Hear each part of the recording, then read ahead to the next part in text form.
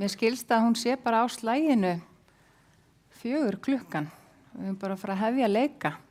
Verið hjartanlega velkomin öll á þennan upplýsingafund fyrir fólk og fyrirtæki á áhrifasvæði Fannborgarreit, svo við köllum þetta áhrifasvæði, þetta eru þetta stór radíu sem að verður fyrir áhrifum núna og þessi upplýsingafundur mun aðeins fjalla jarðvegsvinnuna framundan sem eru þetta bara heilmikið rask og við höfum talað skýrt það frá upphafi. Ég heiti Védís Herfur Árnadóttir, umbóta og þróunarstjóri hjá Kópavogsbæ og þetta sameiginlegur fundur bæjarins og verktakans og við bíðum öll spennt eftir að heyra þetta hvað framundan núna og ætlum að fara yfir þessa tímalínu og ég myndi segja að þetta væri svona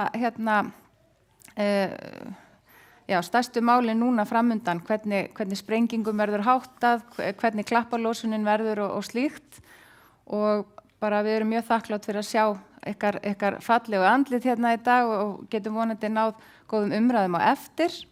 Ég ætla aðeins að fara yfir upplýsingaboðleiðirnar okkar sem eru búin að vera í gangi núna frá því síðasta sumar, svona þegar þetta var allt saman í höfn og svo fer ég aðeins yfir líka umræður og spurningar á eftir að Erlendur Örn Fjellsteð sem verkefnastjóri hjá Mannverk búin að fara yfir hvað framundan núna í framkvæmdunum. Varðandi fyrirkomulag umræðna og fyrirspurna þá viljum við gefa íbúum og eigendum fyrirtækja forgang. Það eðlilega margir aðrir sem kannski ekki búa á svæðinu en hafa áhuga og vilja spyrja spurninga og það bara velkomið að sjálfsögðu. En við ætlum að leyfa ykkur sem að þarna búið og verði fyrir mestu áhrifunum að fá svona allar upplýsingar sem að þið þurfið og auðvitað gengur þetta í báðar áttir og það gott að fá líka endurgjöf frá ykkur og ég veit að Mannverk reynir að taka tillit til þess eins og kostur Nú ég með þetta fína tækið, virkar ekki, jæja, þá það bara bendillinn.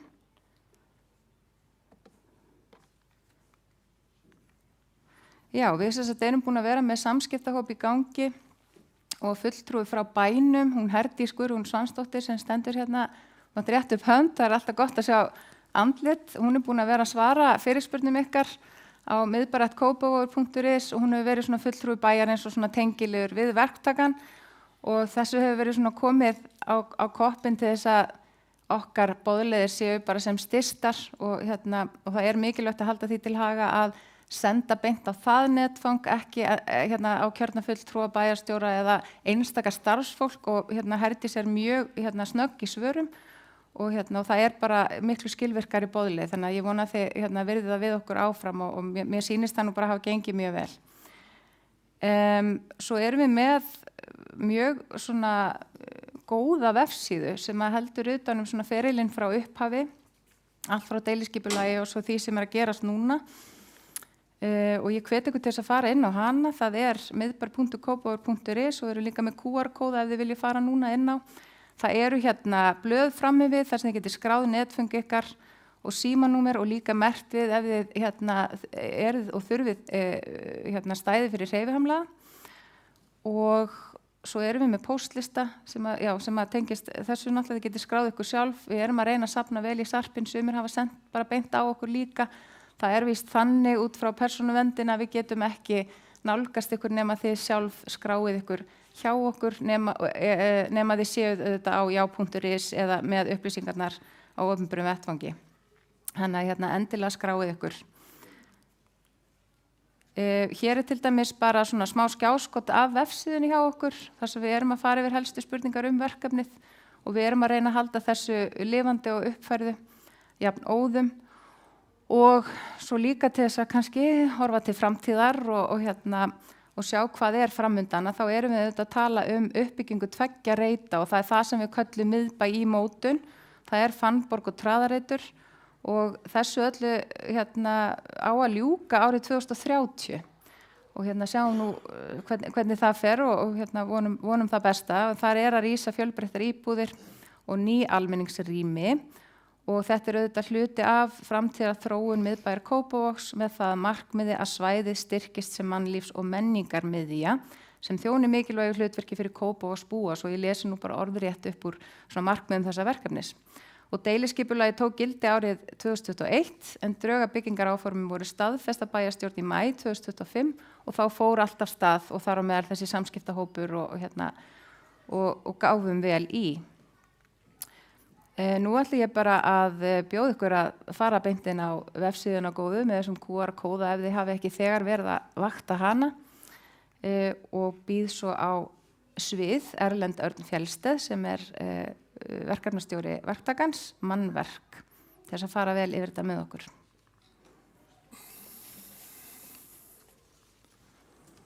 Það bendill?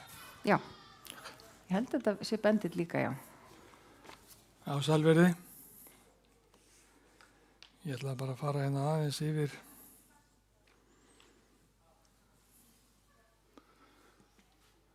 Já, ok.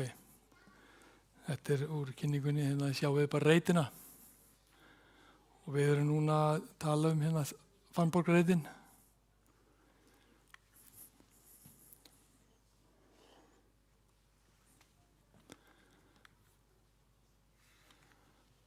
Og kannski ég segi fyrir það núna, hérna, þetta skipt í 2 áfanga. Fyrri áfangin þessi hérna vestari og svo seinni áfangin hérna austari.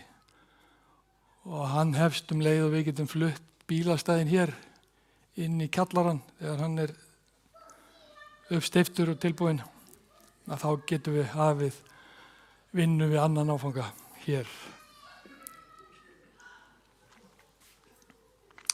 Já, og svo þetta bara áhrifasvæði skoðana sem FSO búin að vera að skoða.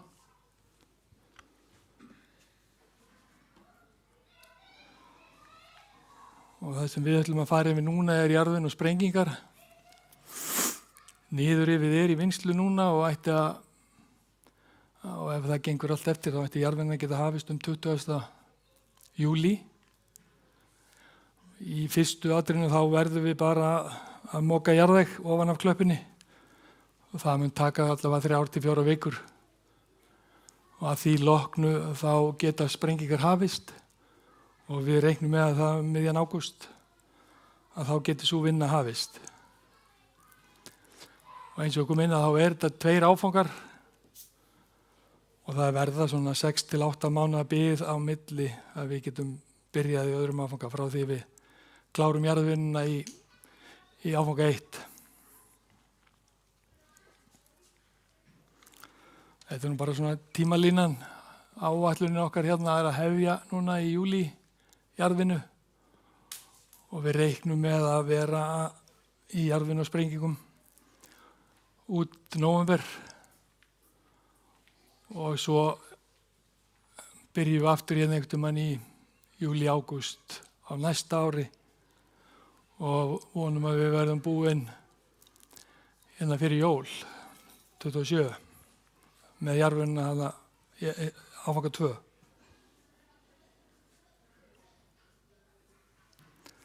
Og varðandi sprengingarnar sjálfar, þá reiknað með að það verði 4 til 6 á dag sem verði sprengt. Og það fer nú eftir því hvað, bara til að vera innan þessara marka hérna sem hámarksleyfilegu bylgjuhraði sem við erum að leyfa í gögnum frá okkur. Eru 15 mm á sekúndu bylgjuhraði. Það það sem reglur frá Reykjavíkurborg sem þau hafa sett og þannig að til að ná að klára bara allt þetta magn sem við reiknum með að þurfa að taka hann í áfanga 1 og klára þetta á þessum áætluðum tíma fyrir áramót og fyrir jól að þá þurfum við að vera í þessari tölu og það verður viðvörunarflauta í mínútu fyrir hverja sprengingu. Þannig að fólk ætti að verða vart við áður en að sprenging framkvæmd. Og það verða titringsmælar settar upp á 3 til 4 nálægustu byggingarnar við sprengisvæðin. Hvaða byggingar eru það? Það fer bara eftir hvar við erum að sprengja, En ég reikna með að það verði á Fannborg 8, það verði á Fannborg 79 og svo Hamraborg 38 væntanlega sem eða 12, þú veist, það fyrir eftir hvað bara fjarlæðinni sem að hverju sinni. Já, og svo verða niðurstöður titringarmæla afhentar til Kópavogsbæjar. Bara svona til upplýsingar þá þessi mælar, þetta er erlent fyrirtæki sem tekur við boðunum frá mælunum og sendir okkur bara leið og sprenging hefur verið framkvæmd og þeir eru búin að fá boðin til sín og þá senda þeir það til verktakan sem við afhendum svo Kópavogsbæ. Og eins og ég sagði þá hámars leyfilegu bylgjurhraði 15 mm á sekundu og það eru til staðlar hvað steinsteypt járnbent hús eiga að þola eins og eru hérna allt í kring á Fannborginni. Og þau eiga að þola frá svona 120 til 150 mm á sekundu. Þannig að þetta skilyrði hér mjög lágt og ætti alls ekki að hafa áhrif á hús, en svo veit maður aldrei, það getur aukist eftir jarðvegi og öllu, það er margt sem hefur áhrif á þetta.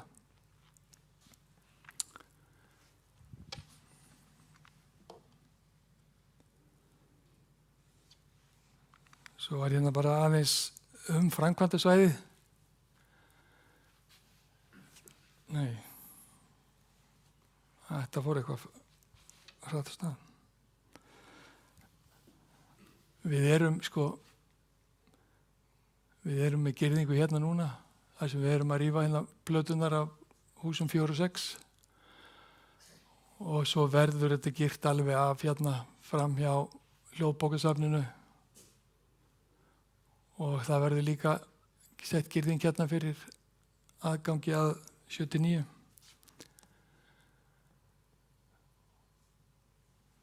Og við munum svo þegar við erum komin í þetta þá verða lokaði girðingar bara krossisklæddar og settar einhverja myndir að málaðar á þetta.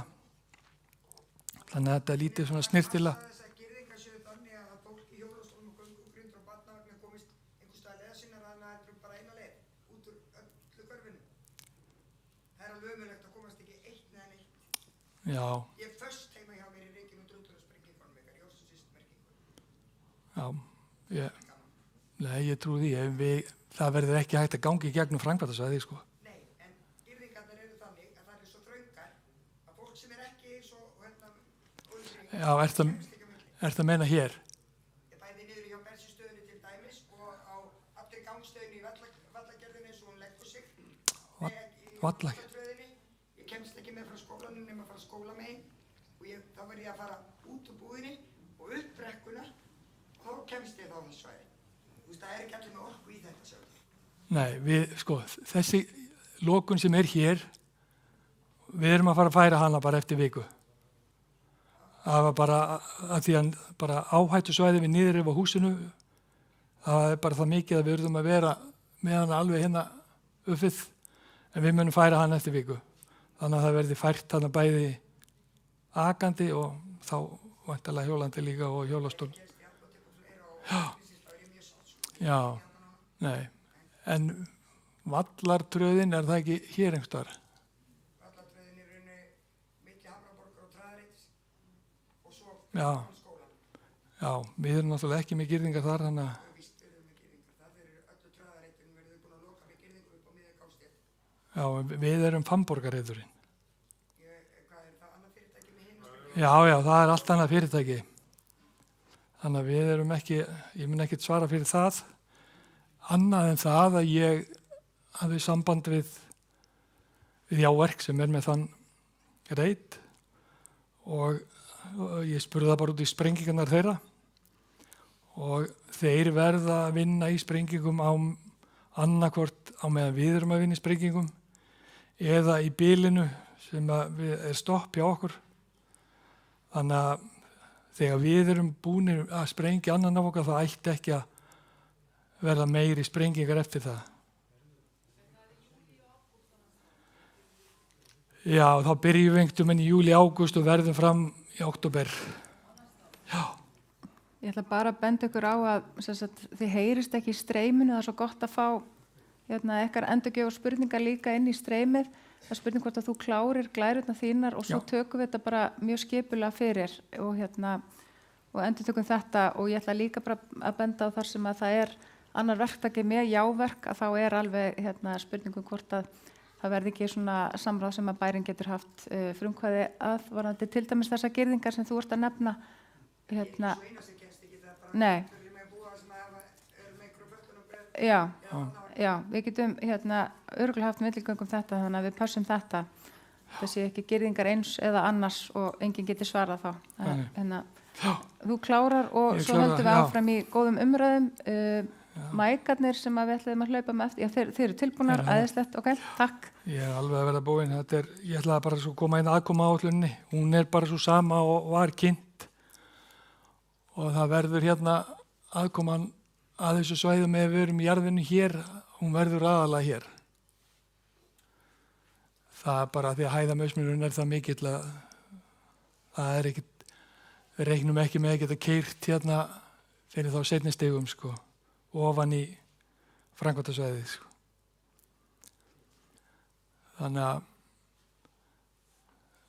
þetta er óbreytt og hér verður reikna með svæði fyrir körfubíl eða slökkviliðsbíl frá slökkviliðinu. Það er búið að reikna með því að inni. Og það var það ekki fleira hjá mér í bili. Flott, þá skulum bara vinda okkur í spurningar. Ég ætla að taka 3 í einu og svo svörum við þeim í einni beit og svo tökum við næstu 3. Og og það komast allir að vonandi og en helst að fá eina spurningu frá 3 aðilum og það eru þessar 3 spurningar, ef þið skiljið mig. Við erum komið með þetta frá þér. Má ég sjá, upprétt hönd, já. Herdís kemur með hljónumann til þín. Þið með endilega kynni ykkur og segi hvar þið búið. Halló, heyrist eitthvað? Já. Já, ég heiti Sigríður og bý í Hamraborg og mér langar bara að spyrja á hvaða tíma dags megum við reikna með að þessar sprengingar verði? Verða þær frá til klukkan 6 á daginn eða verða þær á laugadögum? Er eitthvað reglur vinnutíma? Fáum við einhver tíma frið þarna? Já, það eru náttúrulega reglur vinnutíma, bara reglugerð. Það er reglugerð 724, háaða reglugerð sko, en vinnutíminn er frá 8 til 6 virkadaga. Við reiknum ekki með að vera að vinna á laugardögum, ekki nema það verða einhverjar óeðlilegar tafir sem að þarf að vinna upp. Þannig að það er þessi vinnutími sem er bara skráð. Þið eða jáverk kveikið á vélunum eitthvað 5 minútur yfir 7 og keyrið þær í burtu frá klukkanum mínu svona 20 minútur yfir 7. Þannig ef þið megið byrja að vinna 8, þá kveikið ykkur á vélunum rétt fyrir 8. Já, við megum byrja að vinna 7 en vinnutíminn er yfirleitt á vélunum frá 8. En, Ég er ekki sammála það. nei, ok. Ég flý fyrir neðan vélunum sko. En ef við erum að tala sprengingar og jarðvegsvinnu þá erum við að tala 8 til Já, við erum að tala bara 8 til 6. á daginn. Já. Og nú spyr ég fyrir hönd Kópavogsbæjar og samskiptahópsins líka, Já. erum við þá að tala sko fyrirvarin á því, annað en flautan og það. Við náttúrulega erum að fara að fá upplýsingar sirka dagsetningar. Er það ekki? Þú veist þannig að fólk geti fengið Jú, sko, fyrirfram leið og leyfin eru komin. jú. Já, Sko, jarðvinnan, eins og ég var sín tímalínunni, þá reiknum við með að sprengingar byrja einhvern tímann upp úr miðjum ágúst. Og þetta byrjar náttúrulega bara rólega fyrst því að menn þurfa að finna út hvað þeir geta tekið mikið magn í einu og hlaðið mikið án þess að fara upp fyrir þessi leyfilegu mörk. Og þegar því er náð og menn vita þetta þá er þetta tímasetja þetta betur. Þá reynum við að senda inn bara tilkynningar. Við erum bæði með miðbæjar vefinn og líka famborg.is sem við setjum tilkynningar á. og við erum með SMS-lista líka og þarna er persónuverndin aðeins betri við okkur þegar það er svona rask og sprengingar. Þannig að já, við skulum passa að hafa góðan fyrirvara einmitt á þessu. Já. Já, afsakið næst. Já.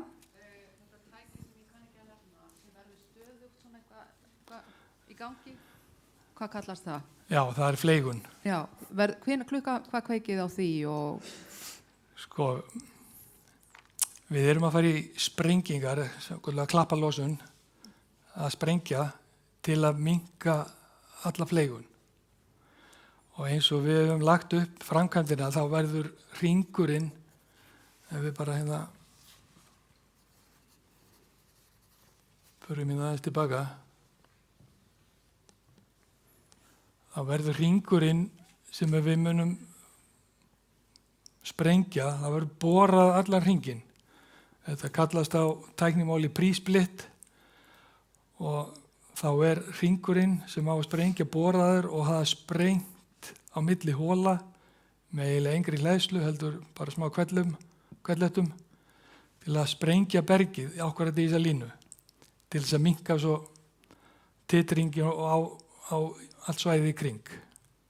Þannig að það er það sem við munum gera, en auðvitað verður einhver fleigun líka alltaf með, það er bara upp á að ná sléttri klöpp undir og einhverjir nibbur sem að standa út úr, það þarf að fleiga, en við reiknum ekkert endilega með að vera stanslaust að fleiga.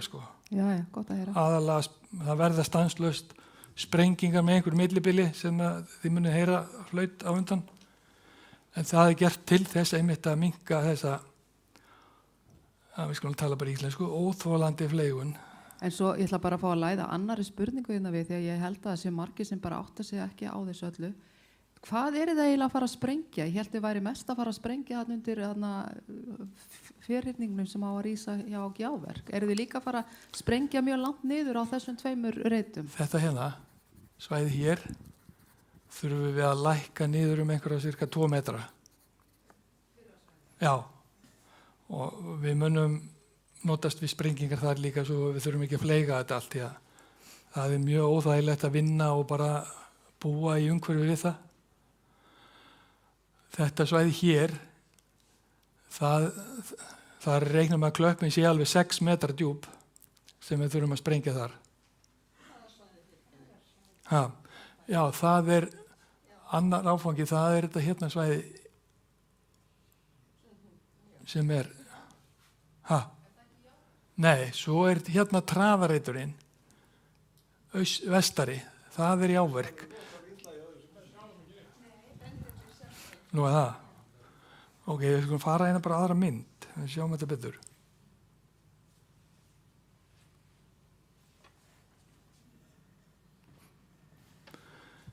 Hérna, sjáum við þetta, sjáum við hérna bendil hérna. Þetta svæði hérna, sem við liggum milli vallatraðar og nestraðar hérna, er traðareiturinn og Jáverk er með það. En við erum með reitin hérna á milli Fannborgar 8 og Fannborgar 7 og Hamraborgar 38 þar sem við erum búin að rífa húsin.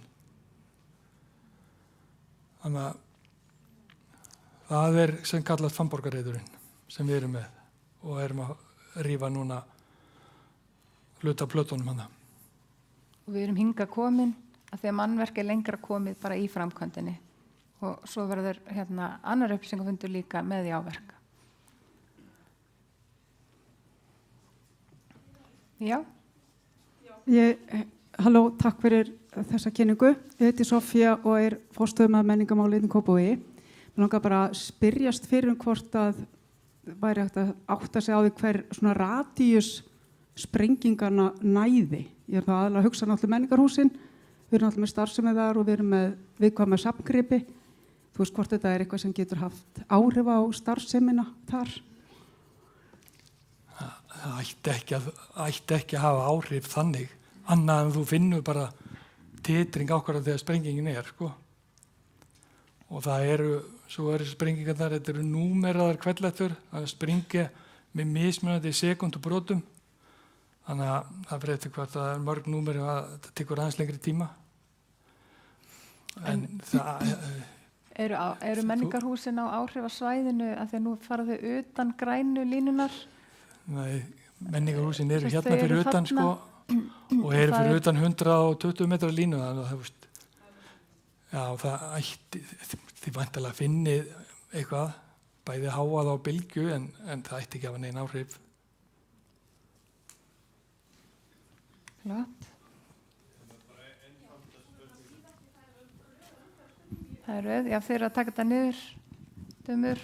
Góðan daginn, Ragnar heiti ég á húsnæðinni Hamraborg og Rekstur. Það sem ég hef áhyggjur af að það þau byrja að sprengja, það er náttúrulega bensinstöðarna undir og eldgamla leiðslur þarna undir að tönkunum sem ég tel mjög líklegt að gæti farið í sundur og þá fer bensinni og olía undir allt þarna, undir húsið og allt. Er eitthvað búið að kanna þetta? Já, við erum búin að vera í sambandi við olís og olíudreifingu og það var líka bara skilyrt frá heilbrigðiseftirlitinu að þeir olís að vakta þetta mjög stíft. Við settum varnir ofan á þessa tanka á meðan við erum að rífa þarna sem við munum svo fjarlæga. En sko undir tönkunum, þessum tveimur sem eru, þeir eru nú, ef við sjáum í bendlana, þeir eru hér. Þeir verða rétt, bara gerðingarna verða núnast ofan á þessu. Það eru steyptar þrær undir tönkunum, þannig að ef þeir leka þá ætti það ekki að hafa áhrif, en ég hef verið að ræða við olís og annar tankurinn er ekki í notkun, heldur það er bara annar sem er í notkun núna og þeir íhuga að aftengja þann tank, tæman og taka hann upp og bara leggja þetta af. Af því að þá mun að leggjast af önnur dælan á bensinstöðinni og þá verður ein í notkun sem er fædd frá öðrum tanki sem er hinum megin við Hamraborgina.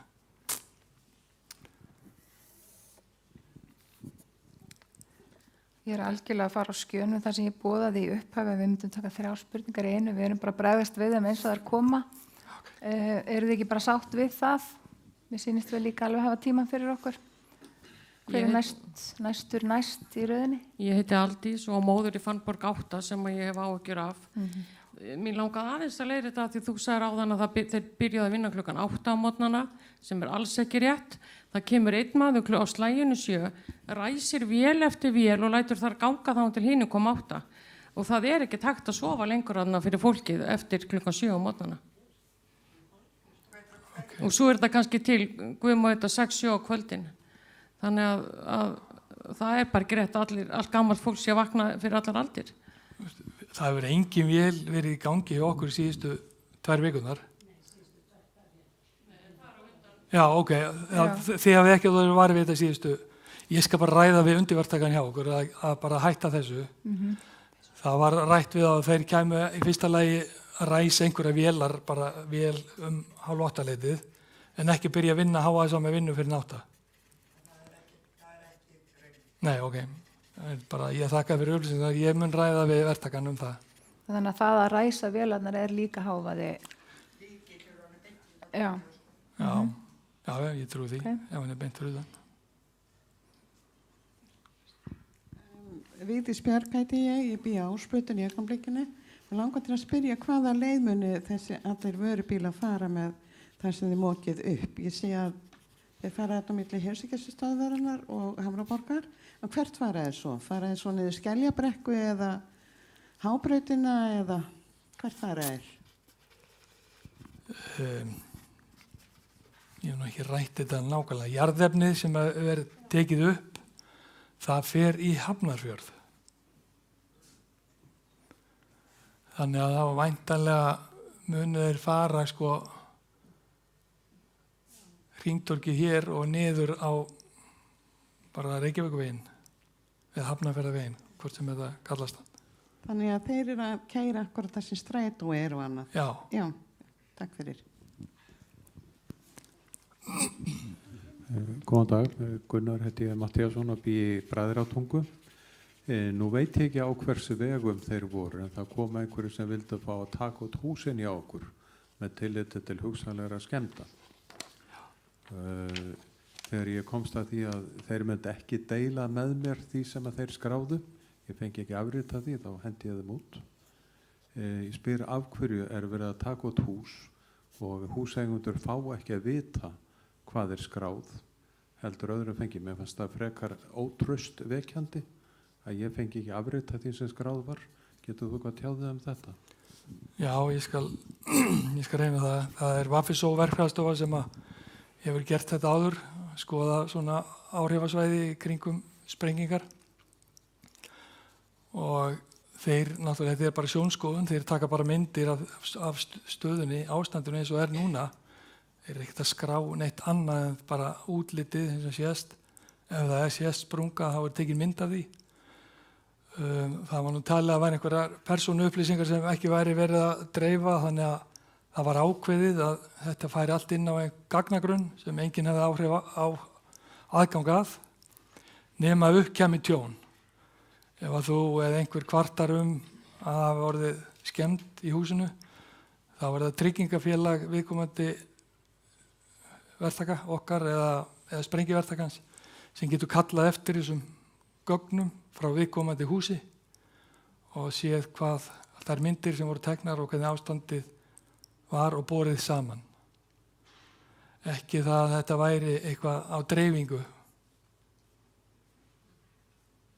Og þetta er ástæða þess að þetta var ekki dreift. Það væri kannski hægt að nota stafrænt pósthólf þó frekar eða eitthvað ef eigandinn biður það. Ég er að hugsa upp átt hvort það sé hægt að leysa það með einhverjum hætti. Já, mögulega. Ef að þetta er að valda áhyggjum, þá getum við bara að taka þetta upp aftur og ræða lausn á því. En þótt þetta var ekki traustvekjandi. Nei. Þetta myndað hjá mér og ég fengi ekki aðgang að því. Þannig að þetta snýst allt það að reyna að viðhalda trausti. Já, ég sammála því. Að mínu viti er mikill ágalli. Þannig að ég hleypti þeim ekki inn fyrir vikið. Þannig að þú fékkst ekki skoðun af því að þeir vildi ekki veita þér, já. Það er ekkert að gera með einhliða skoðun sem ég hef ekki aðgang að. Já, það er svona með, heldur betur. Já, Sævar heiti ég Hamrabór 10, bara svona til gamast á að geta þess að þegar var að sprengja upp á Digranesvegi, þá voru 12 skjáir hérna sem að þarna duttum koll í húsinu okkur. Duttum koll, sko, og nöggur. Og svo allavega í Hamrabór 10, þegar var að sprengja þarna, þá lek húsi ofta á reiði skjálfi hjá okkur. Og af hverju? Af því hlóðu hólunar alltaf mikið að sögn þeirra sem tæknifræðingarna hjá Kópavogsbæ og verktakinn hafa bara með eftirlit með sjálfum sér. Hvað er að marka svoleiðis eftirlit? Takk. Ja, ég ætla nú ekki að fara að tjá mig um eitthvað sem gerðist á einhverjum öðrum stað sem ég hef ekki þekkingu á eða ég veit hvað gerðist.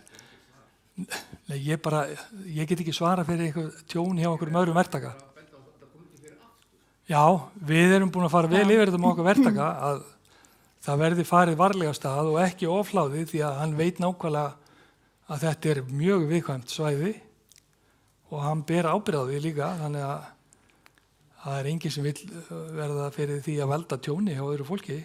Myndið þú segja í þessu verkefni núna að þið hafið eftirlit með Við verðum með eftirlit, já, klárlega, með okkar undirverktaka.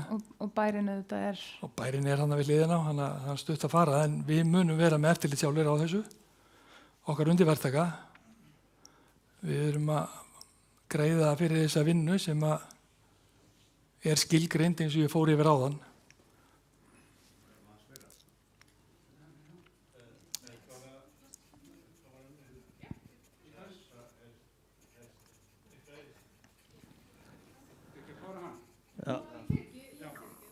Ég vil bara benda á Hamrabór 10 er svokölluð súlubygging sem er mjög viðkvæm fyrir hreyfingum og síðan það sem að Landsbankinn það er líka súlubygging sem er mjög flókin bygging sem er raunverulega brú og líka bæjarskrifstofurnar, það er eins og Hamraborg sem að Landsbankinn og þetta þolir ekki mikla hreyfingu þessar byggingar.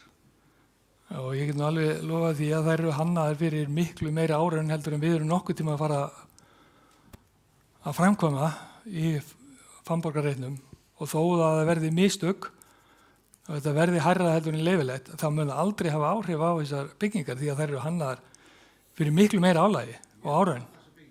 Hvað segirðu? Burðarhol og það ekki hannaði fyrir eins og venjuleg hús.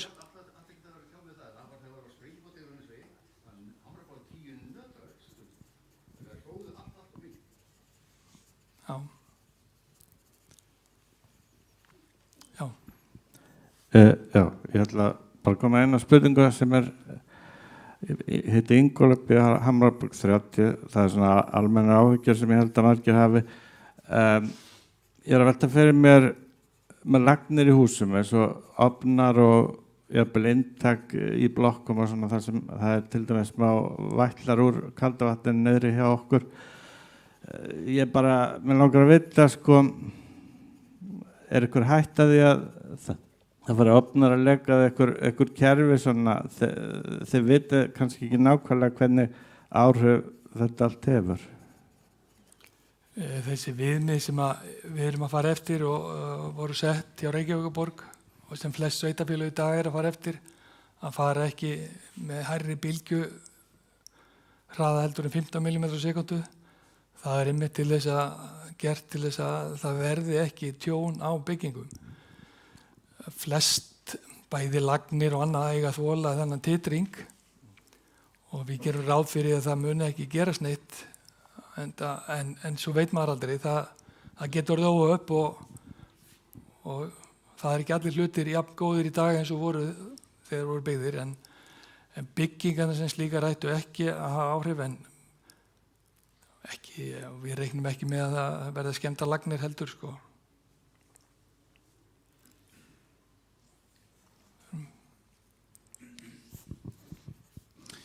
Góðan daginn, Kolbeinn Dreysson heiti ég.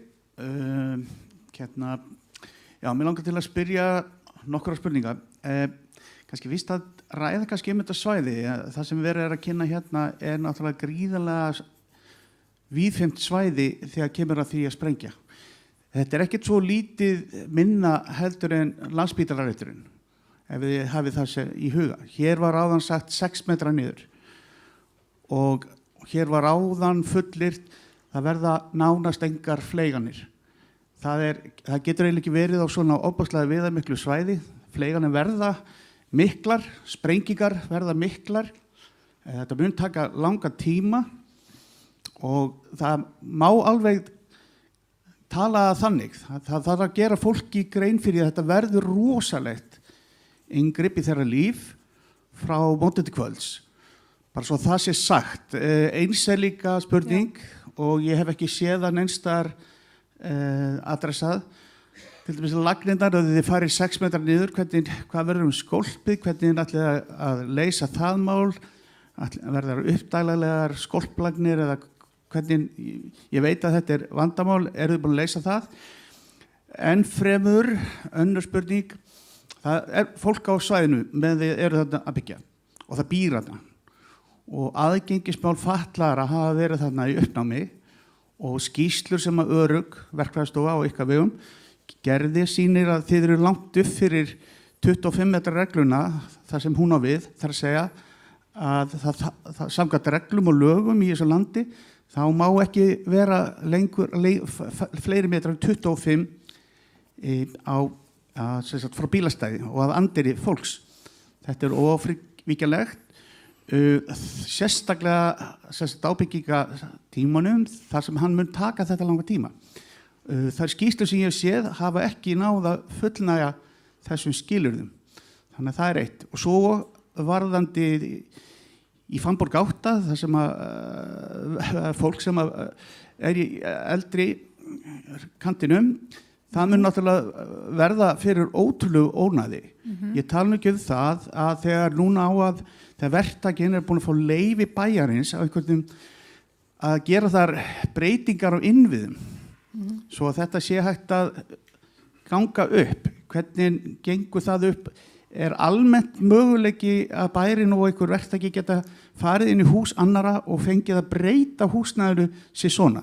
Það ekki háð því að fólk sem býr þar gefi skriflegt leyfi? Við erum 3 spurningar. Fyrst vorum við að tala um lagnir og skól.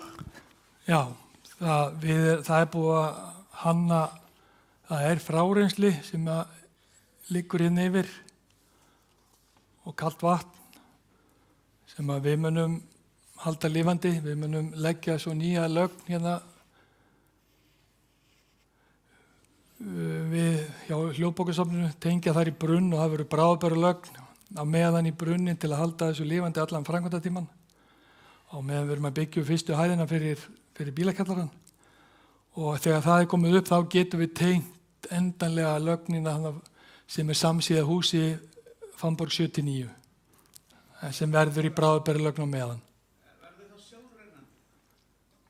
Já, þetta verður sjálfrennandi eins og það er í dag. Þetta er sjálfrennandi í dag. Við erum að fara niður Skerjabrautina. Já, sko, það er lögn hérna sem liggur og hún verður óhreyfð alveg hingað. Það verður bráðabörulögn tekin hér úr brunni, hingað í brunn við endan á 9 og við munum leggja ný lögn hérna áður en við tengjum þá bráðabörulögnina. Nei, ok. Ég get bara ekki hoppað þarna upp til að benda á þetta. Það er erfitt að sjá rauða punktin, að kannski sjá það ekki allir. Næsta spurning er varðandi aðgengismál fatlaðs fólks. Kolbeinn segur að halda 2500 regluna á lofti varðandi bílastæðin. Já, það er svo sem búið að svara þessu nokkru sinnum. Í dag er ekki þessi 25 regla eins og staðan var áður en þetta var rifið og það veit að það lengist á sömu stöðum en styttist á öðrum. Þannig að þetta eru bara svipaða vegalengdir og eru núna, eða voru áður en við hófum framkvæmdir. Og það er búið að senda þær skýrslur og mælingar til viðkomandi aðila. Og svo þriðja var þetta tímalengdur um sprengingunum. Ég fór yfir þetta í náðan. Það verða svona 4 til 6 sprengingar á dag og þetta mun taka frá allavega ágúst fram út nóvember, fram í desember. Þannig að ég veit alveg að það verður raskað þessu. Já, og svo seinni áfanginn, heilmikið ónæði. Við ætlum að gefa öðrum orðið. Hann mun taka svipaðan tíma frá ágúst. Já, við ætlum að fara næst í Fannborg 8 og að spyrja út í Gjábakka. Já. Var þetta breytingarna þar og þú mátt koma aftur inn á eftir Var þetta breytingarna í Gjábakka, þá var óskað eftir því að við myndum framkvæma þessar breytingar af eiganda hússins. Þannig að við hefum ekkert farið eitthvað í ólefi þar inn. Það var óskað eftir því að við framkvæmdum þetta til að breyta aðgengi fyrir Fannborg 8 efri hæðir. Þannig að þau fengið þennan norðuringang sem framtíðaringang og það er bara samkomulag milli Kópavogsbæjar og Sunnuhlíðarsamtakanna það. Við hefum ekkert komið nálægt því öðru en að við höfum framkvæmt þegar þau óskuðu eftir því og gáfu okkur leyfi til að hefja framkvæmdir. Það er það eina sem við höfum gert þar. Ég þykja aðeins ekki að leiðrétta hérna það sem það var sagt. Þú ætlar að leiðrétta svari sem þú fékkst. Við ætlum að leyfa henni fyrst að koma og svo kemur þú eftir. Við langar ekkert sérstaklega að greipa fram fyrir þessu, en 2 stuttar spurningar. Það var aðeins nefnt hérna áðan að ekki hefðu allir hleypt inn fólki til að taka út ástandsskoðanir í húsnæðum út af því að þetta var svolítið undarlega presenterað, skilst mér. Hæ, ég heiti Eva, mamma býr í Hamraborg. Og mjög gott að þú tókst það upp og ætlaðir að skoða það mál nánar, en mér finnst pínleiti skrítið að það hefði komið á óvart að ekki allir hefðu sinnt þessu. Eru þið ekki með nein tölugögn það hverjir hefðu leyft þessar ástandsskoðanir og hversu margir íbúðir hefðu afþakkað það og af hverju það var þá? Það er spurning 1. Spurning 2 er í rauninu út af því að annars vegar þá er þetta allt saman sprengingar, en síðan voru nefndar fleiganir líka. Ég rekna með því að það sé algjörlega fyrir utan þetta 4 til 6 á dag og í ljósi þess að þú ert ekki fyrir hönd Jáverks, þá verður þetta umtalsvert fleiri sprengingar, ekki satt, annarkvort sömu daga eða þá lengra þingbili. Er þetta ekki rétt skilja mér? Jú, ég rendi nú bara yfir þessu áætlun frá Jáverk og þeir verða samkvæmt þeirra áætlun sem að ég held að standist ekki alveg því að þeir eru ekki byrjaðir, en þeir munu að einhverjum tímapunkti vera að sprengja á sama tíma og við en á öðrum tíma þegar við erum ekki að sprengja. Ég held að það sé þannig. Fleiganir, eins og ég sagði, það verða náttúrulega einhverja fleyganir, það er alveg rétt eins og ég sagði, en við erum að sprengja til að hafa það í lágmarki.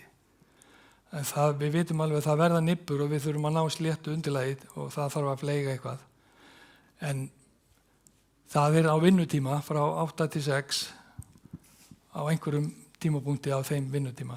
Er hægt að samræma... Ég veit ég er að íta þér upp að vegg, en getur þú komið með einhver áætlun um hversu margar þar eru, hvort þau eru sömudagar, hvort það eru eitthvað, þú veist, eitthvað viðmið í byrjun allavega? Sko, áætlun er ekki að standast, þannig að þeir eru ekki að byrja núna í júlí að sprengja. Þannig að ég reikna með að þegar við erum að klára í kringum október, nóvember, þá munu þeir byrja að sprengja. Það er svona mín ágískun á það, en ég ætla ekki að leggja handleggina við fyrir því ég var ekki unnið þá áætlun. Það eru á sama tíma. Þannig að það er sprenging og svo kemur fleygun? Já, það getur verið á sama tíma. Það er bara til þess að lagfæra eftir sprenginguna. Já, ég veit það alveg. Já, það er borun fyrst, en það er ekki það mikill, ekki eins mikil háaða borun og fleygun eða sprengingum. Sko. Já, bara eins og öllum vinnuvélum þá er það alveg þreytandi, sko. Má ég bæta við þessa spurningu? Hérna, er hægt að samræma þegar nú verður skörun hjá ykkur og hjá verktakanum? Eru það að fara að samræma sprengingar á sama tíma til þess að lágmarka það að önnur kom ekki eftir hinni? Ég held að það sé bara ógerningur. Það er ógerningur? Já, þeir eru með allt annað fyrirtæki í sprengingum heldur en við. Nú spyr ég bara alveg eins og svo sem ekki veit, en ég veit að það er allir að pæla í þessu. Já, líka. Ég held að það sé bara ógerningur, sko. Já. Og einhver fara að bíða eftir að einhver verði tilbúin með eitthvað til þess að geta sprengt á sama tíma, sko. Já, einmitt. Og það geta þá bara verið til að auka bylgjuhreyfinguna, sko, við erum að sprengja á sama tíma. Ég held að það sé ekki rétt að fara í eitthvað svoleiðis. Fleiri spurningar? Hver er næstur í röðinni? Já, Elín Kona heiti ég. Mér er svolítið ógurlegt þetta með að þið skuli ekki verið í samtali með sprengingar. Ég vonaði ákveðið að gera það. Ég til dæmis vinn ekki á milli 8-4 eins og því að finnst að ég hef verið í burtu frá heimili mínu. Þannig að ég bý við þetta og þetta er strax orðið mjög erfitt að búa við þetta og ég kvíði mjög fyrir þessum sprengingum og ég vonaði að tala saman um þetta. Þannig að verði örugglega ekki nema 4 til 6 á dag. Já. Annað sem ég langar til að komi fram, það eru titringshljóð og rykmælingar. Það er ekki gert hjá óháðum aðila, er það? Er það ekki bara hjá ykkur? Það eru titringsmælingar, við munum festa mæla á nærliggjandi hús. Já. En það er óháðum aðili sem tekur við mælingunum, sko, og sendir á okkur. Og getum við nálgast þá þessar tölur? Við munum senda það bara á Kópavog sem mun örugglega birta þær fyrir ykkur til að horfa á. Sem mun örugglega? Já, er það þannig? Já, ég sé ekkert því til fyrirstöðu, þetta er ekki leyndamál. Nei, þetta á ekki að vera leyndamál, við munum bara senda þetta á Herdísi sem er tengilegurinn. Það er algjörlega hagur allra. Já, eitt annað sem við höfum áhyggjur af, það er björgun. Ef eitthvað kemur fyrir, hvernig er þá hægt að björga? Sko ég er í Hamraborg 32 og fyrir framann svölunni hjá mér á að fara að sprengja 3 metra bara frá svölunni hjá mér. Og ég er á neðstu hæð, þannig að ég verð við þetta allt saman og bara í dag var til dæmis ruslatunum hent í svalinir hjá mér af því að það er eins og fólk haldið að búingin þarna. En allt í lagi. 32? Já. Það er fyrir framann traðarinn. Já. Og en málið er að, ég hef ágjör af, að okkur verði ekki bjargað. Það var að fara að sprengja 10 metra þarna niður. Það er ekki komið á hreint hvar björgunarbílar eiga að vera. Þeir komast ekki í gæslagarð vegna þess að hann tekur ekki við svo mörgum tonnum. Þannig ég spyr, verður björgunaræfing?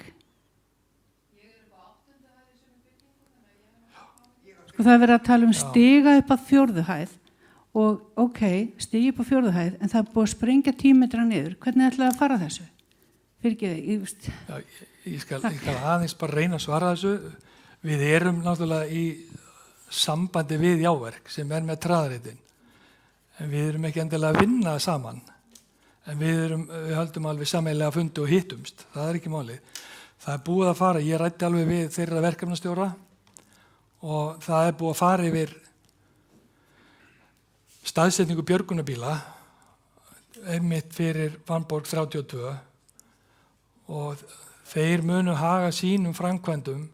Þeir munu þurfa að skipta væntanlega í 2, þannig að kjallarann sem þeir munu steypu upp, gera helmingin í einu þannig að björgunarbíl og slökkubíl komist að á meðan og svo þegar þeir eru búin að byggja upp það þá verði bílinn staðsettur ofan af því.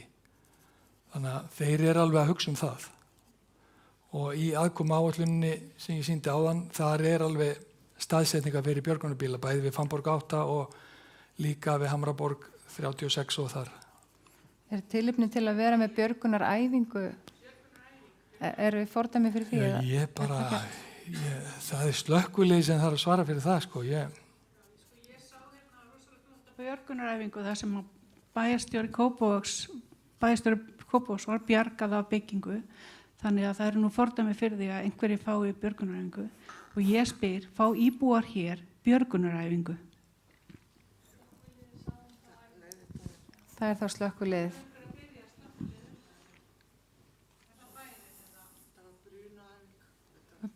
Brunaæfing. Hver á að gera það? Þetta er bara frábær punktur. Er það, vil ég allra hér að kanna það?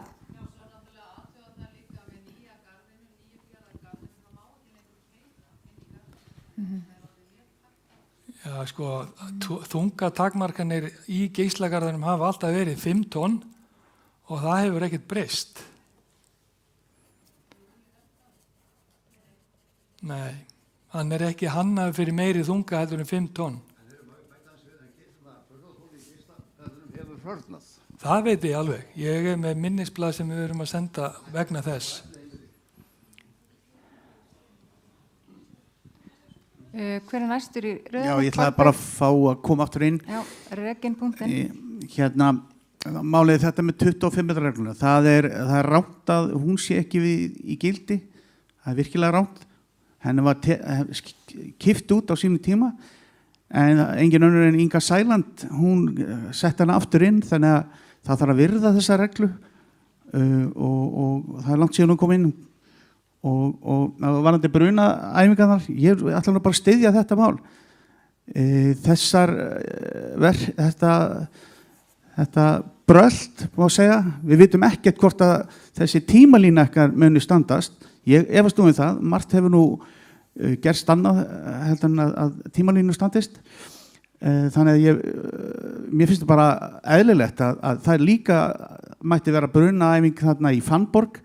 Þar er einhver skrítin útfærsla á því hvernig fólk á að komast úr húsum sínum ef það kviknar í. Það er einhver utanlega, já, Fannborginni fyrir ekki. Hérna Fannborg 8, meinur þau? Nei, það er sérstætt Fannborg 9 og þar. Vegna þess að þar eru svali sem eru svona hallandi og þar á að setja einhvern færanlegan stiga samkvæmt teikningum. Já. Og þetta eru breytingar á húsnæði og ýmislegt. Þetta er bara mjög skrítið.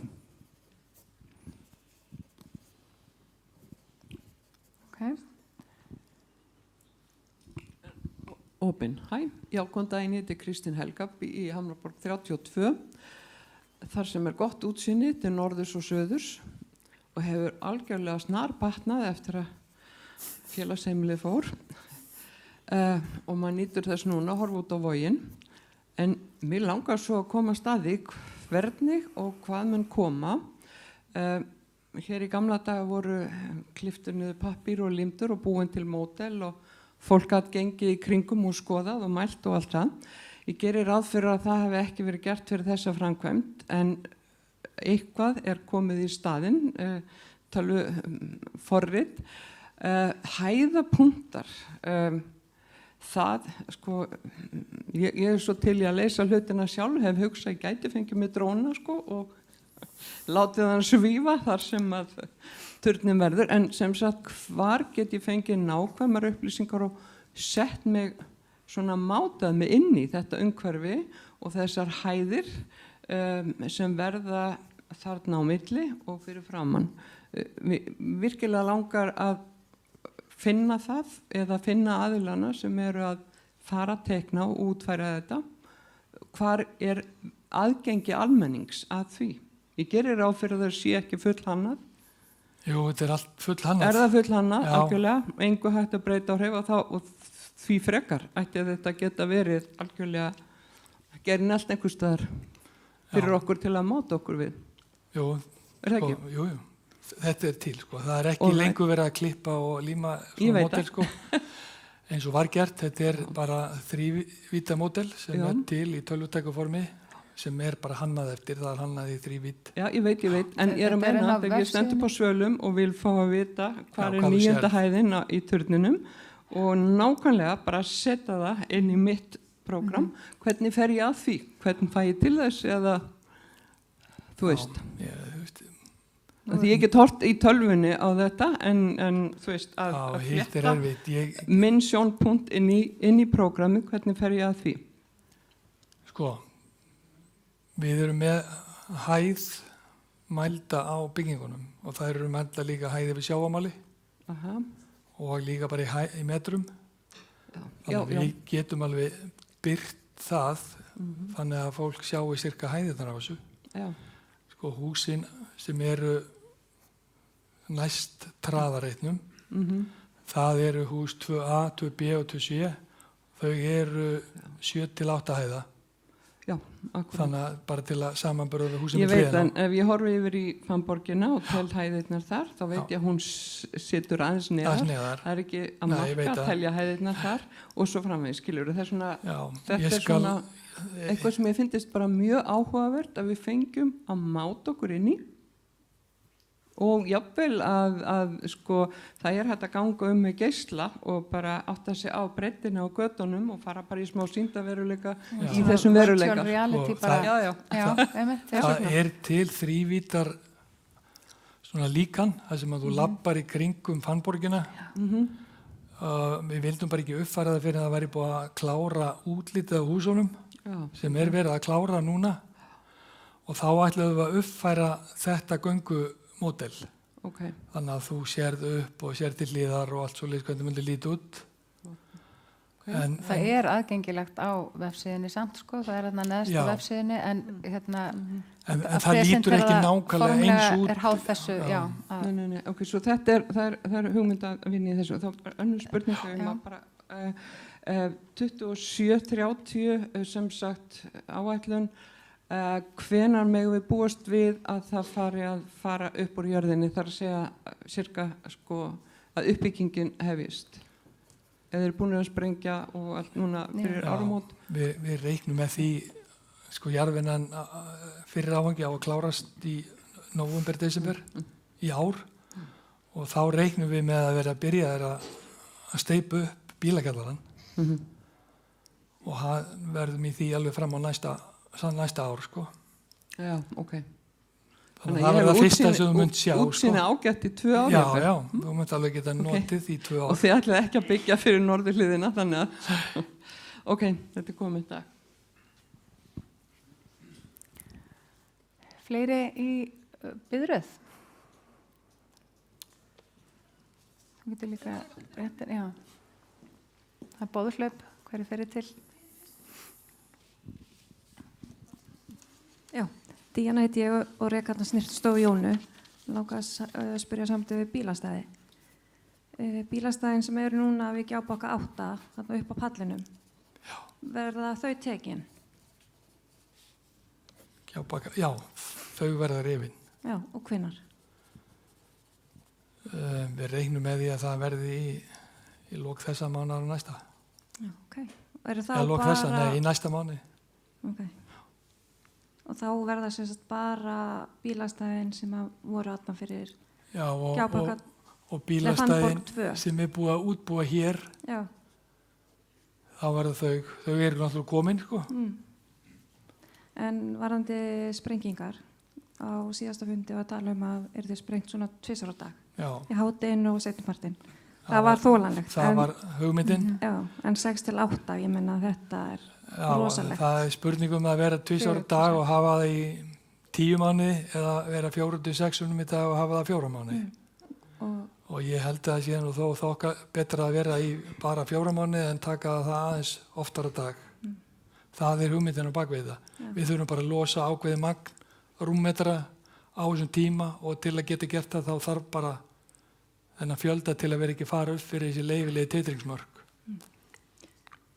En og varandi aftur þessi bílastæði, nú búið að maður skilur það fyrir fólkið í Gjábakka að það sé merkt stæði, en það ekki mörg stæði þá fyrir fyrirtæki eftir fyrir Fyrirtæki í Hamraborginni? Já.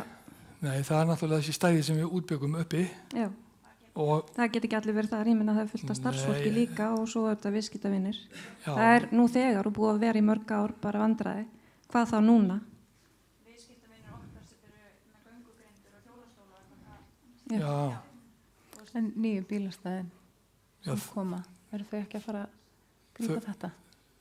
Þau eru náttúrulega komin til staðar og það eru merkt bílastæði fyrir fallaða líka. Já. En það náttúrulega langt niður til ykkar. Bílastæðin fyrir fatlað þar, þú veist, það ekki fólk sem kemst til okkar. Nei, akkurat. Þannig að þú veist, við erum með bara 6 stæði eins og bara beint fyrir utan húsið, svo eiginlega búið að taka allt annað. Eru þið í númer 12 eða ekki? 10. 10, já. Það fallaðstæði hérna fyrir aftan hjá ykkur, eða ekki? Það er farið. Það eitt stæði sem en sem eiginlega ekki hægt að nýta út af hvernig þetta núna. Já, við munum færa svo áfram vegginn til að auka plásið þarna. En fatlað fólk nú þegar að koma til okkar, það getur ekki beðið, þú veist, eins og í dag var einhver bíll, örgulega var einhver vinnumaður á svæðinu sem var lagt í allan dag. Velvýringar á því, þannig að verktakinn hann bara lagði þarna. Já. En þegar ég vissi að því þá hringdu við hann og báðum hann að fjarlægja bílinn. Já. Og ég búin að senda marga tölvupósta varðandi þetta fatlaðastæði í vetur, það var bara ekkert svarað, það fyrst svarað og svo ekki neitt. Það var búið að skafa af bílastæðum en ekki fatlaðastæðinu. Það sést ekkert að það sé fatlaðastæði þegar það snjór. Það eitthvað pingulítið skilti en það sést ekkert blái reiturinn sem búið að mála þegar snjórir á svæðinu. En ekki skilti á stöður með... Það eitthvað pingulítið sko. Okay. Og ég er búin að það bara virðist ekki áhugi hjá Kópavogsbæ að hugsa þetta fólk. Þannig að já. Nei. Þannig að þetta er eitthvað til að hugsa um. Já. Má ég spyrja bara á hvaða tölvupóstnetfang er það bara það? Já. Ok. Þannig að ítrekkað hef ég sendt póst og það virtist og ég sagði ok, það greinilega engin áhuga að hugsa um þetta fólk. Þannig að mér finnst það mjög leiðilegt þegar var talað að ætti að vera gott samtal á milli en það í raun ekki. Og svo var líka annað sem ég hafði svolítið fyndið. Það var að byrja að loka fyrir bílastæði og engin tölvupóstur að láta vita eins og var talað Það ætti að vera láta vita þegar yrði einhverja framkvæmdir eða einhverja breytingar á svæðinu. Og þá kom bara afsökun, þetta svo stórt verkefni. Við bara svo nýjar í þessu. Þetta Kópavogsbær. Það ekki eins og það hafi ekki verið stór verkefni í Kópavogsbær. Við tilkynntum inn á fanborg.is áður við byrjuðum að hreyfa girðingar. Ég ekki að tala núna heldur á undan fyrir einhverjum mánuðum. Já. Nei, það upplýsingasíða fyrir verkefnið, fanborgareitin, fanborg.is og þetta líka á miðbæjar. Þetta var sent þar líka. Það var að tala að ætti að koma tölvupóstur. Og þær viðurkenndu það að þetta væri bara svo stórt verkefni og við væri svo nýjar í þessu sem bara fáránlegt. Ég meina, fólk í starfi við þetta og þetta Kópavogsbær, þannig að þetta ekki fyrsta stóra verkefni. Takk fyrir þetta. Halló. Hæ, ég heiti Steini, 61 og ég bý í Fannborg 7-9. Mér finnst þetta vel gert, bæði með fundin síðast, horfði ég á streymi og núna þetta að bjóða okkur upp á svona upplýsingafund. Ég aðeins að spá í sand og ryk sem að berast inn til okkar. Og hvort það sé ekki hægt að splæsa ykkur sem sópubílum á planið og háþrýstu þó stjættarnar og svona. Ég búinn að vera að gera þetta sjálfur núna, með háþrýstu dælu. Mikið af sand og ryk að koma inn í íbúðirnar. Það er rosalega mikið, sko. Og íbúðirnar okkar hjá okkur öllum held ég, séu orðna bara, maður stendur bara við sama hátalarinn, sko, og þurrkar af allan daginn. Ertu að tala að þrífa af götunni? Já, að þrífa, þú veist, ég veit að það svona einhver vindvél hjá okkur eða svona vassvél þess að minnka þetta. Já. En þetta er ekki, þetta er gríðarlega mikið, alveg hellingur, sko. En annars já, bara hvort að mikið splæsi smá þrif, ekki inn hjá okkur, heldur fyrir utan. Sópa stjættarnar, ekki láta okkur gera það, þetta er orðið svo mikið. Og þetta var mikið fyrir vegna þess að bæði planið og stjættarnar hafa verið á hold út af þessum framkvæmdum núna í nokkur ár held ég. Þannig að það er ekki búið að gera neitt við planið nýja stjættarnar, þannig að þetta er allt brotið og bramlað, þannig að ástandi var slæmt fyrir og núna er það sínum 10. En annars bara rock on, ég er mjög ánægður með ykkur. Takk fyrir. Já, takk fyrir. Já, ég heiti Sigríður í Hamraborg. Mér langar að spyrja, af hverju, nú er þeir á fullu þarna, búin að taka allan gróður þarna á reitnum þarna traðareit. Já. Það var nú allt í lagi að fá að vita eitthvað gangmála þar líka, sko. Þetta beint fyrir fram að hjá manni. Já, algjörlega. Það er næsta upplýsingamála dagskrá. Vonandi bara sem allra fyrst. Já, það er bara verið að rífa innan úr húsunum, held ég það ekki. Já, innan úr, bara. Sælveriði, Ásthildur heiti ég, sviðstjóri umhverfissviðs. Traðareiturinn, það er rétt, þau eru byrjaðir að rífa innan úr húsinu og það er ekki leyfisskyld framkvæmt. Þeir eru ekki komnir með niðurrifsleyfi til að rífa niður sjálf húsin. Það er búið að einmitt að fjarlæga gróður sem var hægt að varveita og það var fluttur á aðra staði í bænum. Það var mikil synd að henda eða farga þessum fína gróður eða gróið svæði. Þannig að þessi tré voru flutt svona víðsvegar bæinn. Ég reikna með að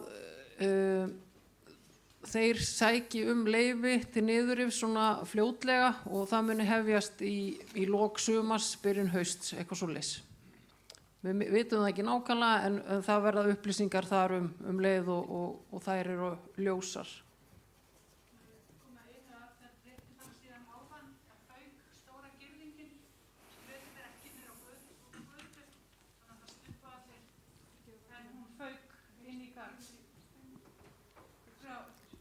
Girðingin sem er settu í áverk í neðstu tröð fyrir þessar tómi byggingar sem hefur verið alls konar umferð í kringum, bæði gripadeildir og annað og þeir settu þessar risastóru girðingu í kringum allt svæðið og hún fauk í dag.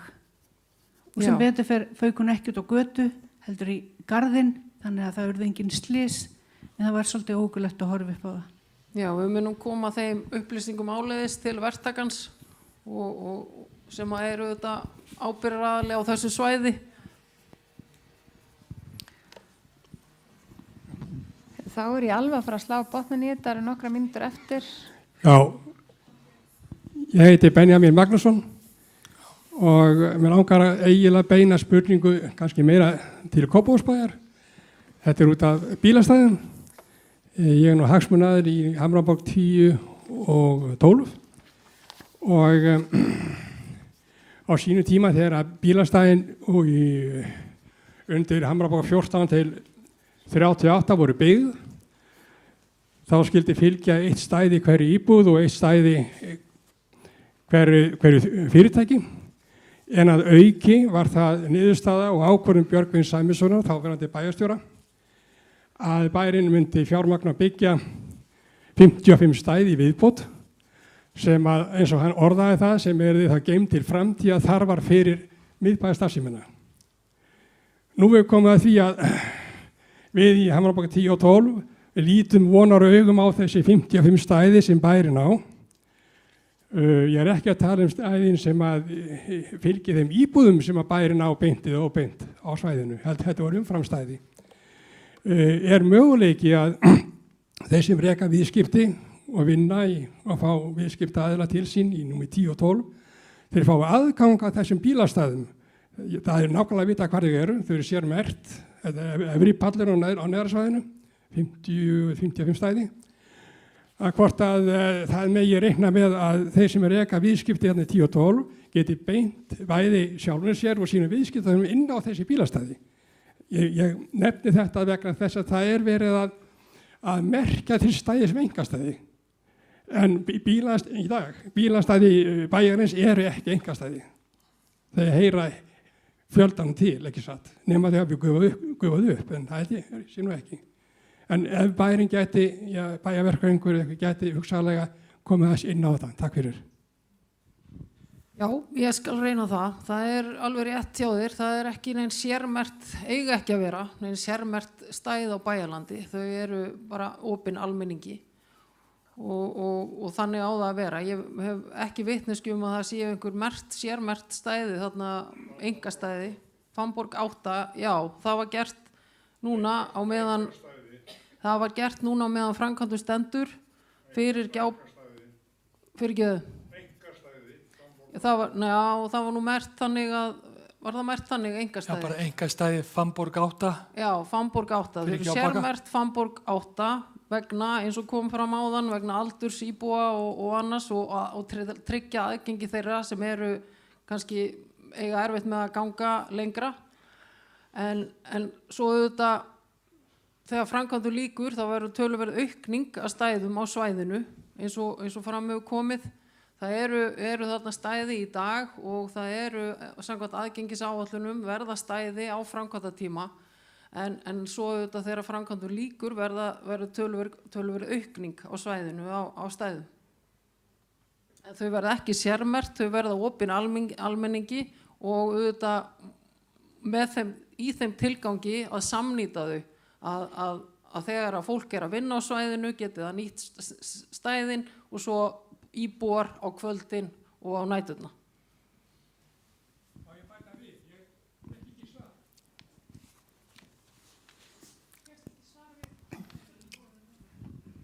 Spurningi var hvort að mætti nýta þessi 55 aukastæði. Þú vilt fá frekar svar við því? Hvort að ég að sérmerkja þau 10 og 12? Er það spurning? Nei, ég spurði ekki svona. Ég sagði að bærin ætti 55 stæði. Já. Ég fer ekki fram á neitt spes.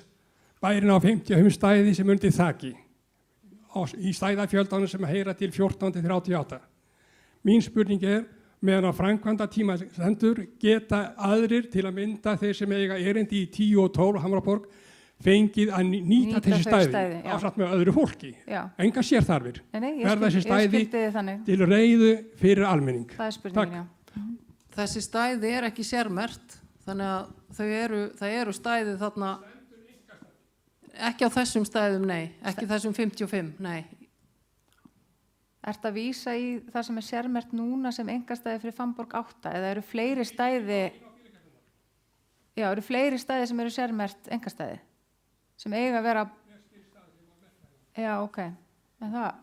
Já, það er ekki svo ég viti til, en það eru þó nýjar upplýsingar. Mér langar bara að fá að læða einni spurningu hér inn. Já. Að því að maður ásáldi erfitt með að átta sig á þessu öllu saman.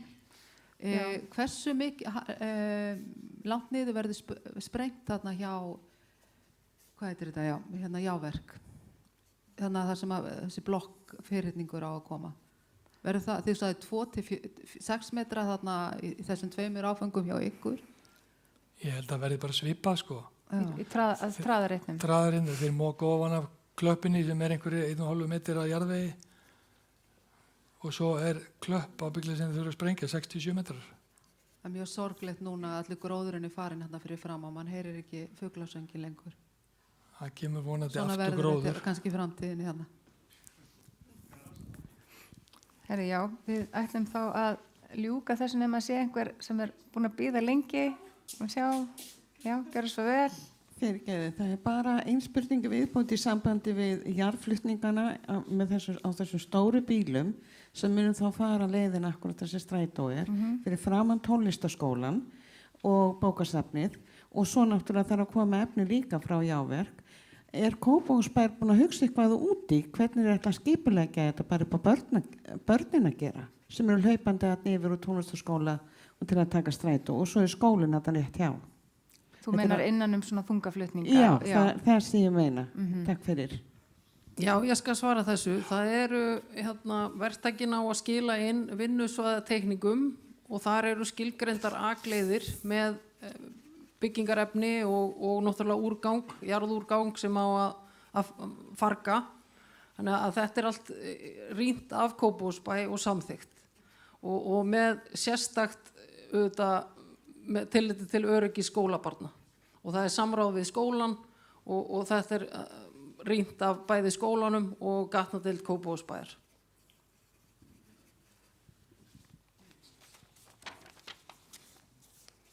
Engin í biðröð lengur, við þakkum. Já, endilega.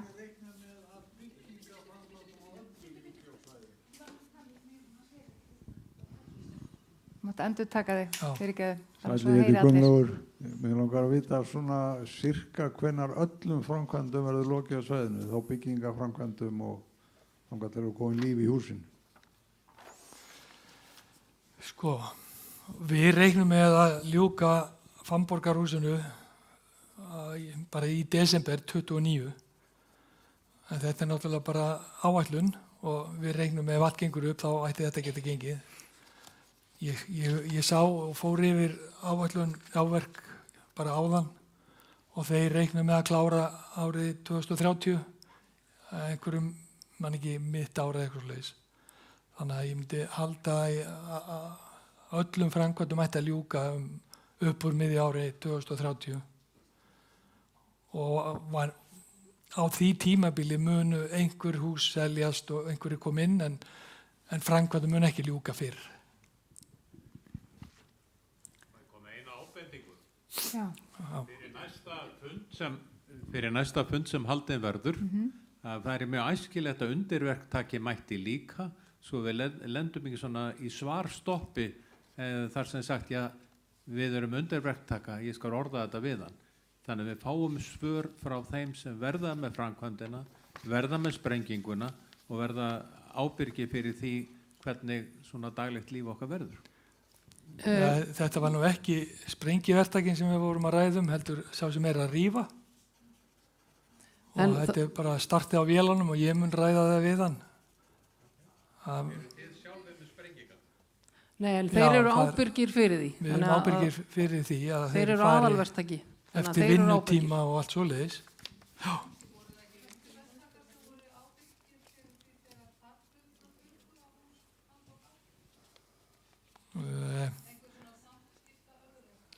Nei, það voru, við fórum og lagfærðum það sjálfur og það, við kláruðum það svo sem innan við viku.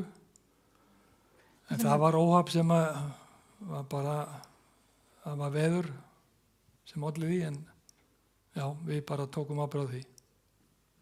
Við ætlum að taka eina spurningu í lokin. Það er verið að loka skólanum hérna, slökkva á okkur. Já, ég heiti Guðríður, mér langar að vita með bensínstöðina á hún að vera bara þarna áfram. Einhvern tímann heyrði ég það að hún ætti að vera til 2025, núna er 2026. Þeir eru með rekstrarleyfi fengu tímabundið. Það er, ég man ekki alveg hvenær það rennur út, en það er fljótlega sem að það rekstrarleyfi rennur út og sjálfsögðu er ekki æskilegt að vera með einmitt bensínstöð þarna eins og hefur verið bent á hér. Þannig að þeir eru með rekstrarleyfi sem rennur út 27. Þannig að og svo eru við að fara í gang heildar skipulag fyrir miðbæðasvæði sem að verður mjög spennandi vinna. Þannig að ég hvet ykkur til að fylgjast með því. Það er ágert að það fari í gang í haust og það verður mikið samráð við íbúa og mjög spennandi vinna framundan sem að tekur yfir allt svæðið. Já, við þökkum Erlendi sérstaklega fyrir að fræða okkur aðeins meira. Upplýsingahliðin okkar megin, við tökum henni mjög alvarlega og það er rosalega gott að fá þessa endurgjöf líka að hittast og horfa framan í hvort annað. Við höldum áfram að vanda okkur og takk fyrir bara mjög góðar umræður og höldum áfram að vera í sambandi. Kæra þakkir. Takk.